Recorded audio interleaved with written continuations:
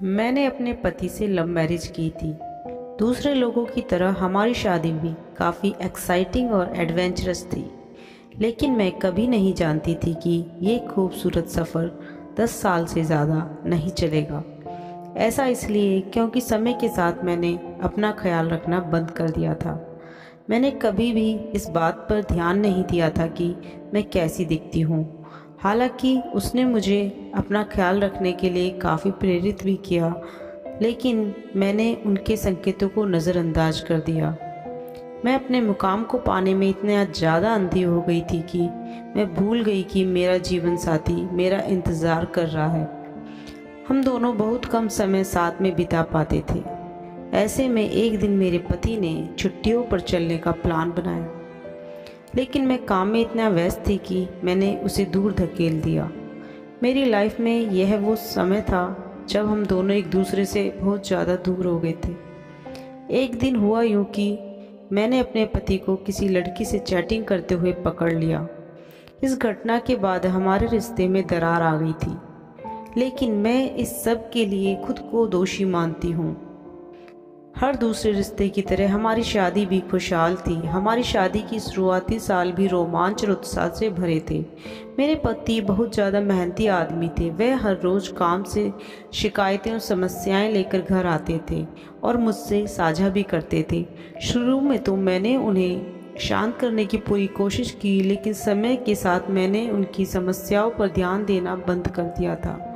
मैंने एक दिन उनसे कहा कि वह हर समय शिकायत करना बंद करें, वह अपनी भावनाओं पर नियंत्रण रखें। सच कहूँ तो मैंने उन्हें एक हारे हुए व्यक्ति की तरह महसूस कराया था, जो कि हमारा रिश्ता ख़त्म करने के लिए काफ़ी था। मैं हमारे रिश्ते को बचाने के लिए कोशिश कर सकती थी, लेकिन मैंने नहीं किया। समय के साथ साथ मैंने अपने पति को हल्के में लेना शुरू कर दिया। कुछ दिनों तक उन्होंने मेरा ये रवैया सहन किया, लेकिन मेरा अहंकार समय के साथ बढ़ता ही चला गया।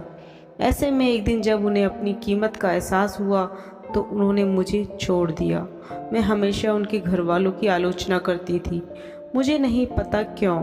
यही एक वजह है कि आज मैं बिल्कुल अकेली हूँ। मेरे चेहरे पर हमेशा मुस्कान लाने के लिए वो सब करते थे जो उनके बस में होता था, लेकिन मैंने कभी भी उनके प्रयासों की सराहना करने की कोशिश नहीं की।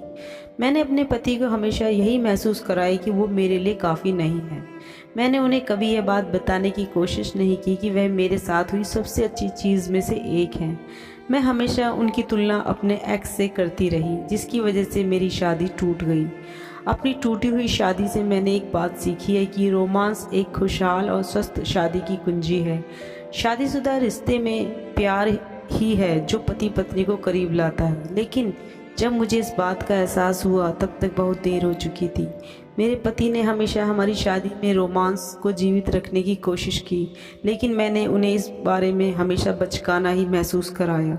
मेरी लाइफ में एक दिन ऐसा आया जब उन्होंने मुझे छोड़ दिया। दोस्तों, आप अपनों की ज़रूरतों को नज़रअंदाज करने की गलती कभी ना करना। मैंने अपनी लाइफ में यही गलती कर दी थी, जिसके बाद मैं जीवन में बिल्कुल अकेली रह गई हूँ। कहानी पसंद आई हो तो वीडियो को लाइक कर देना और ऐसी शिक्षाप्रद कहानियाँ सुनने के लिए चैनल को सब्सक्राइब ज़रूर कर लेना। धन्यवाद।